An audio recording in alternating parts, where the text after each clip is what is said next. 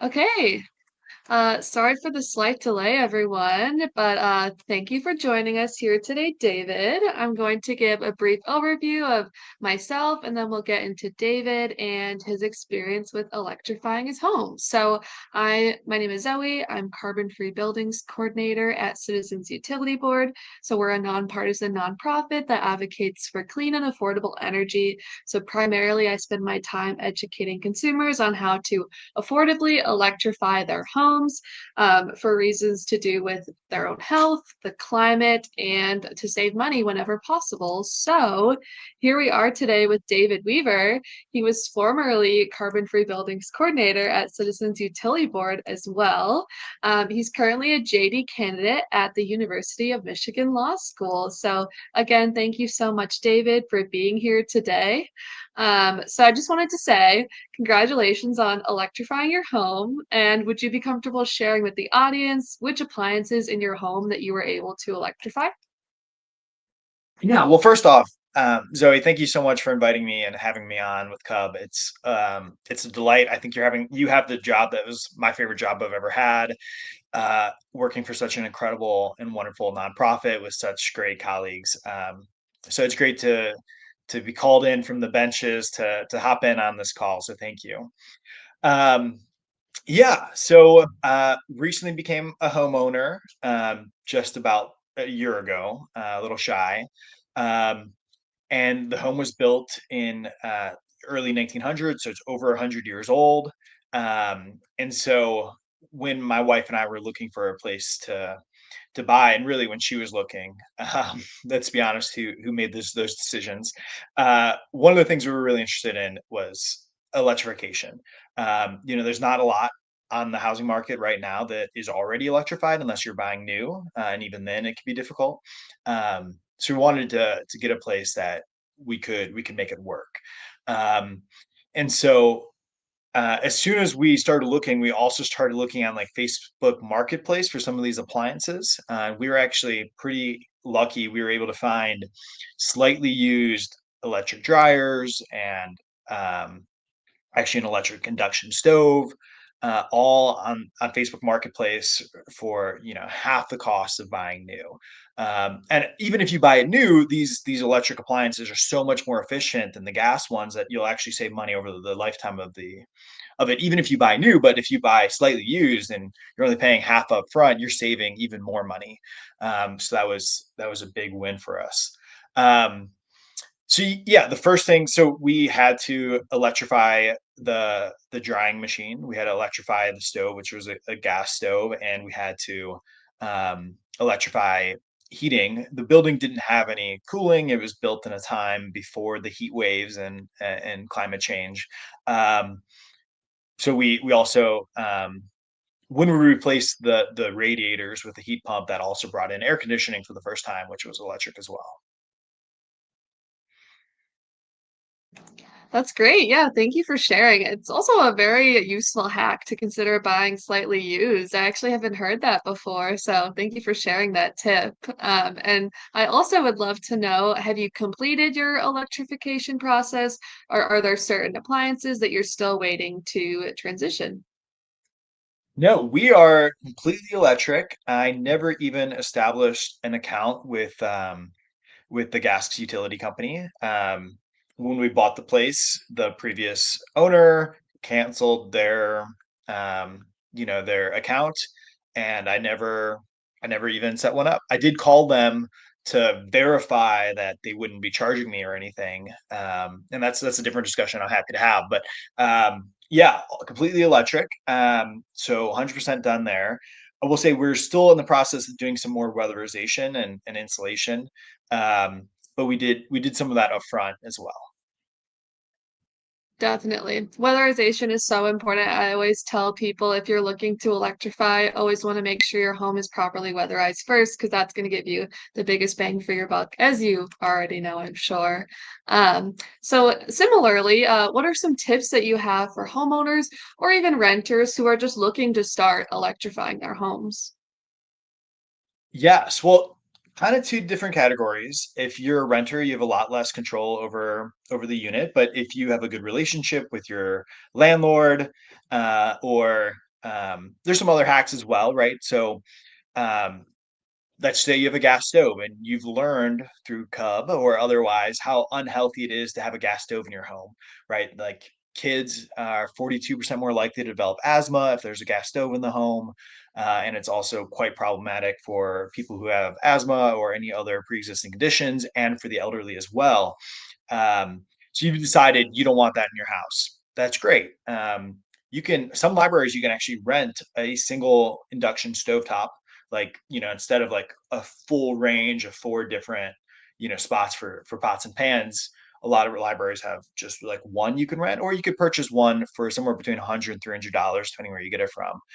So that's like something you could do to electrify your home in one way, and reduce the indoor air pollution without having to buy a stove if your landlord isn't willing for you to do that work, or isn't willing to do that work for you.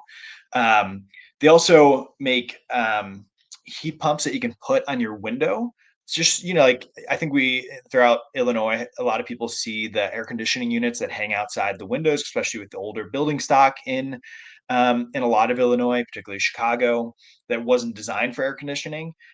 Those are kind of like um, solutions that you can do without having to do any construction, or modification of your home. And if you're a tenant, you could bring that with you to your next place as well. And so that would provide air conditioning and heat through a window unit. So that's one route you could take as a renter. As a homeowner, you could do a lot of different things depending on your budget primarily, and then building code, and uh, where you are, where's your building, where's your house, where's your unit. For example, I bought a unit that's on a pretty dense neighborhood, and so there's no yard at all. So for example, geothermal wasn't going to be a good solution for me. Additionally, there was no vents, and no duct work in the building. So it'd be a lot more expensive and take up a lot of space to add that. So using any ducted type of heat pump wasn't going to work for me either. So I had to go with the mini split solution, um, because that was the only thing that was going to work for my building within reason of my budget. So there's definitely some limitations on what you could do on those lines, but otherwise, like switching out your gas stove for an electric stove or an induction stove, that's easy. You should absolutely do that. And the other thing is sometimes it might cost you money to upgrade your outlets or your electric panel, um, and to remove some of the gas infrastructure in your home, but that might actually free up a lot of space. So my home is very small. But getting rid of the radiators gave us a lot more space in a lot of different rooms. Um, and it was kind of amazing how much that extra, 2x4 or 2x3 space in a bedroom can be like, oh, well, now I can fit a dresser here, and that's much more storage because the closet doesn't have much storage. So there's a lot of work that you can do that can be very helpful. As far as like tips, um, of course, you should get at least three quotes, and that also gives you three experts to kind of talk through what you want to do. You could bring them in and say, "Look, I want to electrify. I want to move from a furnace or a radiator system to a heat pump. Where do you think the mini split should go, or what do you think I should do here?" And that way you get to hear three different experts' opinions, as well as getting three different price quotes, which can help you negotiate or choose the contractor you're most comfortable with. You can also use ComEd's free uh, energy home assessment, where ComEd will come in for free and have an expert walk around your home and answer questions for you. Um, or you do the next step, which is a little bit more costly, but you get what you pay for in this situation, where you can pay a home energy auditor to come in and do a home energy audit on your home and do a comprehensive explanation of where you're losing heat or cooling, where the leaks are in your home, what kind of installation you need to do, and what will work out well if you're trying to, electrify your home. These guys and girls are experts. This is their profession. They love to nerd out. So it's definitely a great place to get tips. Yes, no, definitely. Thank you so much for all of your valuable insights. It's always really great to hear from someone who has done these things firsthand. And I totally agree with your tip about rent or borrowing an induction portable cooktop from your local library. I've been to many different libraries throughout the state of Illinois, and a lot more of them are talking about having that available to rent out. So definitely take advantage of that if you're a renter, for sure. And so similarly, could you tell me a bit about some of your favorite benefits of these electric appliances? And on that same vein, did you experience any challenges or barriers when it came to purchasing or accessing these appliances? Yeah. One of the big benefits I noticed last night. So, I guess a little bit of background on me. The home that I've electrified is in Chicagoland, and my wife lives there full time. But I'm a student in the University of Michigan in Ann Arbor, Michigan. So um, I spend the summers at home and a lot of weekends and all the breaks. But otherwise, I'm living in a place I'm renting here in Ann Arbor. And yesterday it was 83 degrees, and I went out for a run. Was really sweaty. Got home, was hungry, so I started making dinner on a gas stove, and the home was already hot. But then when I turned on that gas stove, all suddenly it was just I was just dripping, and it was awful. And of course, I think the more you learn about how dangerous gas stoves are in the home, the more self-conscious you are about breathing the fumes. So I was like, "Oh, I'm breathing in this benzene and other chemicals and this indoor air pollution, and it's heating my home, and I'm hot, and now I have to open all the windows, even though it's hot outside." So maybe one of my favorite parts of electrifying is the comfort that comes from an electric induction oven or stove and oven, where there are no fumes, and the heat is mostly going to your food. Very little heat escapes into the room, so it's just way more comfortable and put you at ease. So that might be my favorite.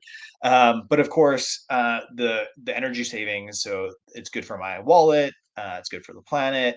Um, I think my electric dryer is way quieter than the gas dryer. It may just be that it's a more recent model, but that's nice as well. But a lot of these things you don't notice. Your clothes get dry. How often are you thinking about your dryer? Um, so those are some of the benefits I've definitely noticed. Obstacles. Well, so when I replaced the gas dryer with an electric dryer, I had to change out the I had to have the electric outlet upgraded. So there's a cost associated with that. And in my case, um, when they opened up the wall to do some of that electric work, we realized that there were other things that needed to be fixed because there's a really old home. And then all of a sudden, like instead of just spending, X amount of money that I was expecting, all of a sudden I had to expend Y amount of money because of that. So there's certainly a cost barrier to electrifying really old homes. Um, so maybe this is a good time just to talk about tax credits and rebates and all the other incentives. You read my mind, David. My next question was going to be, were you able to utilize any incentives from the Inflation Reduction Act or any like local utility incentives? Yes. Both. So clean energy tax credits from the Inflation Reduction Act were huge, lots and lots of money. And I'll let you go into the details, but I'll note that a lot of the tax incentives for electrifying your home, because the Trump administration and Congress's one big beautiful bill has gutted all these environmental protections and affordability tax incentives. So those are going to expire at the end of this year. So if you're on the fence of doing this, you have about 3 months or 2.5 months to decide if you want those tax credits, which are huge when it comes to the final price. Um, and then ComEd has significant rebates I was able to get as well. And then actually my municipality, the home I bought is in Oak Park, just outside of Chicago. They also have rebates and incentives for homes that electrify. So you can line these up, and they all stack on top of each other to make the barrier of cost much reduced. Yes, completely. And it's really great to hear your experience that you were able to utilize some of those incentives too. And as David already mentioned, those clean energy tax credits that he was talking about through the Inflation Reduction Act, they are expiring as of December 31st of this year. So, like we were talking about, if you're planning to do some type of weatherization measures in your home, you would want to utilize specifically the 25C Federal Energy Efficient Home Improvement Tax Credit. Or let's say you're interested in purchasing an air source heat pump. You could utilize the 25D federal residential clean energy credit. But of course, you have to install these upgrades by the end of this year if you want to receive the benefit of the tax credit. So I have a great resource that I'm going to go ahead and link in our chat from Rewiring America. They're a great organization. So they list all of the clean energy tax credits in order of expiration, and they include things like application details and eligibility requirements. So I'm going to drop that there. And then, as David already talked about too, although these clean energy tax credits are expiring, there are still local utility incentives in both ComEd territory and Ameren territory, depending on who your electric utility is here in the state of Illinois. But as we were discussing, ComEd offers rebates on a wide range of things, such as a heat pump clothes dryer, induction cooktops, air source heat pumps, and other things. So again, I'm going to drop a link to the ComEd rebates in case anybody was wondering. It looks like a large link, but don't be alarmed. And then I also wanted to mention some of the things that Ameren offers. So you can utilize rebates or discounts for a heat pump water heater, an EV home charger, again, an air source heat pump, and other things of that nature. So again, not to inundate anybody with links, but I know it's convenient. So I dropped one for Ameren as well. And then the other thing that I did want to touch on here in terms of rebates and incentives. So there are also the home energy rebate programs through the Inflation Reduction Act. Those were not affected by the big beautiful bill that was passed. So those are not yet available, but currently the home efficiency rebate program, it's also been called HOMES or HER. So that one is scheduled to launch statewide in either late fall 2025 or early 2026. So this rebate would primarily be used for weatherization incentives or upgrades to your home. There's a second rebate as a part of this program called the Home Electrification and Appliance Rebate, also known as HERE. So that one would help you purchase various electric appliances, including those heat pump technologies that we've touched on a little bit here. But there is not a program launch date yet for that second rebate. So one last link, I wanted to include a link to the Illinois EPA's website in case you were interested in signing up for updates on when those rebates become live and to view income eligibility requirements for those rebates. So I believe we also have one question in the chat if you're okay with answering this, David. I see Jim Chilson, our very own at CUB, had a question. He said, is it difficult to find an HVAC contractor that gives you solid advice on electric heat pumps?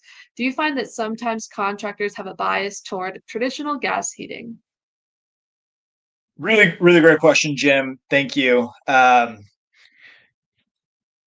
Yes. So, interesting in the HVAC industry right now is it's a more senior professional.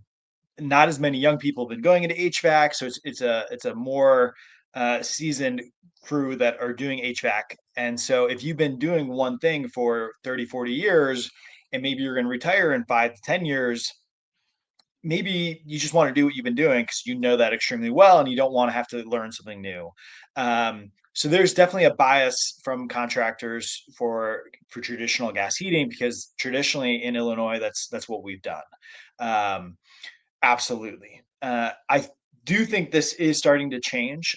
Back when I was in Zoe's position, working with consumers who wanted to electrify and walking them through this process, hearing their complaints, hearing their successes. This was definitely a major issue that I think is slowly starting to change. When we got three different companies, now, of course, I researched these companies and verified that they did this work and checked to see if they were certified by either Mitsubishi or Carrier or any of the other heat pump companies.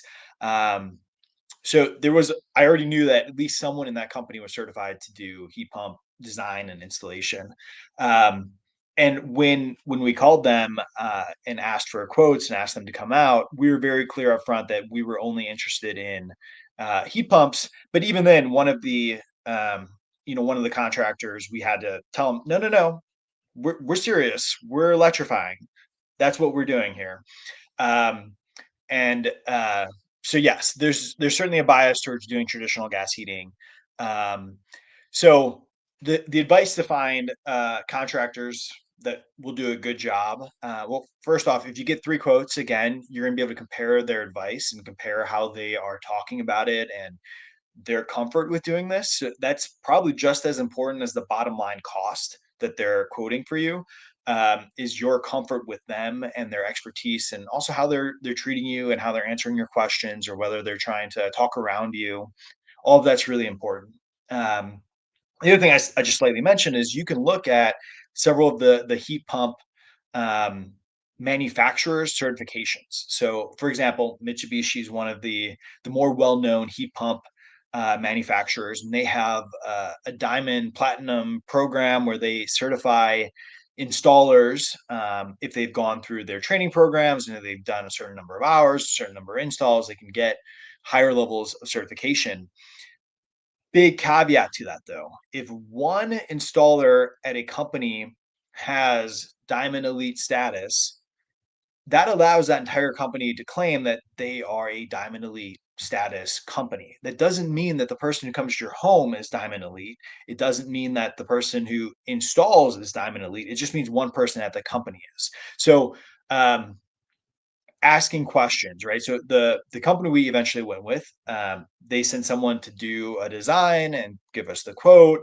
Um, and then they sent someone later on once we said, okay, we're comfortable with this, to verify that design because and I had asked when the first person came, they themselves weren't certified, but they'd done this many installs and they'd worked with the person who was Diamond Elite.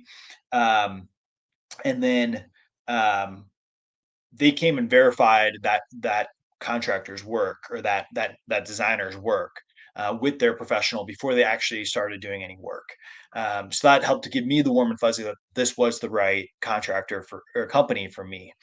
Um, so I know that CUB has a blog post that provides links to Mitsubishi and to Daikin, and I think some of the others as well. We can drop that in the post as well. And I think also like this was a huge benefit. My home had never had air conditioning before, and over the summer it was very hot. In fact, just the insulation was a huge improvement. I knew that there was a time or two when we'd been gone out of the home for a week or a couple days, so we had turned off all the heat pumps. And it was cooler than it was before we installed, even though it was a hotter day because of the insulation. But then, we turned on the heat pump. And we're like, oh, we can actually like live here, on a 95-degree day. Um, so yeah, another huge benefit, especially for the older building stock, was having a livable place during heat waves. Definitely. Thank you, David. That was a very insightful answer. And it's very important to find an HVAC contractor that you feel comfortable with and confident with in your electrification journey. And it's always very important to advocate for yourself. So definitely agree with everything that you spoke Yeah, on. I would be remiss if I didn't add look for reviews on the Better Business Bureau .org, as well as Google or Yelp or anywhere else you go for reviews. If there's troubling reviews that they don't respond to, that's definitely an indication. It may not be a red flag, but should certainly be a yellow flag. Definitely. Could not agree more. Always take advantage of all those resources that exist on the internet because many people have already shared their experience, so you can learn from their experience and make an informed decision. Is there anything else, David, that you'd like to share in terms of tips, advice, experience on your electrification journey? Um, I guess, if you have more questions, you should call Zoe, and ask her for her advice. That would be my last tip. Yes, definitely. We have a hotline here at CUB. It's free. I can drop it in the chat after the event. But definitely give us a call if you have any questions related to any of these incentives through the Inflation Reduction Act or how to access the ComEd or Ameren rebates or discounts. Of course, I'm not a tax accountant, but I'm happy to show you those resources and help you make those informed decisions. So please give us a call at any time if you have any questions about your electrification journey. And thank you again, David, for spending time here with me today to talk about your experience. Yes, go ahead. Yeah, of course. And sorry, something just popped into my head as well. Um, we talked about how a lot of these tax credits are expiring at the end of the year. Um, Geothermal is one of the exceptions. Um, correct? Please correct me if I'm wrong, Zoe, but I'm fairly certain that the geothermal heat pump tax credit is still there. So if you're looking to electrify after December 31st and geothermal will work for your home, that is still a way to save significant money. I believe it's 30% of the total cost. So there's still going to be options even after December 31st. And then I'll just say thank you so much, Zoe, for having me. Thank you for all the good work you do at CUB. I know I appreciate it immensely, so thank you. Of course. Thank you so much again, David, for being here. I think on that note, we will go ahead and end our live stream for today. Thank you to David again and everyone for joining. We'll talk to you all soon. Bye.